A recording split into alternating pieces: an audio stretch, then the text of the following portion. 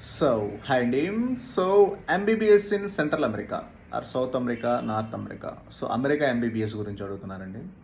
Sir ఇవి central America, south America, north America అనేవి ఈ ఐలాండ్స్ అనేది వీటికి యూఎస్కి సంబంధం లేదండి. అవేంటంటే దగ్గరగా ఉంటాయి కానీ యూఎస్కి దగ్గరగా ఉంటాయి కానీ యూఎస్ పార్ట్ కదా, వాటికి సపరేట్ వీసాలు, వీటికి సపరేట్ వీసాలు. ఏంటంటే అవి ఐలాండ్స్ ఏంటంటే యూఎస్ఎంఎల్ఈ కోచింగ్ సెంటర్స్ అవి. సో డైరెక్ట్ ఎంబీబీఎస్ అనేది యూఎస్కి అసలు లేదు.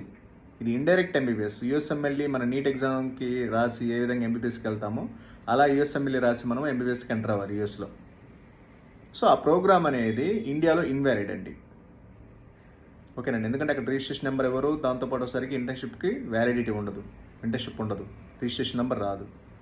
సో కాబట్టి చదివితే 100% ఆ డిగ్రీ యూఎస్లో వ్యాలిడ్ అవ్వాలి. అక్కడ వ్యాలిడ్ అవ్వకపోతే ప్రపంచంలో ఎక్కడ డిగ్రీ వ్యాలిడ్ అవుతుంది. So total time waste, money waste అవుతుంది. ఓకేనండి, అది యూఎస్లోనే వ్యాలిడ్ అవ్వాలి. యూఎస్లో వ్యాలిడ్ అవ్వకపోతే ఇంకెక్కడ అది వ్యాలిడ్ అవ్వదు.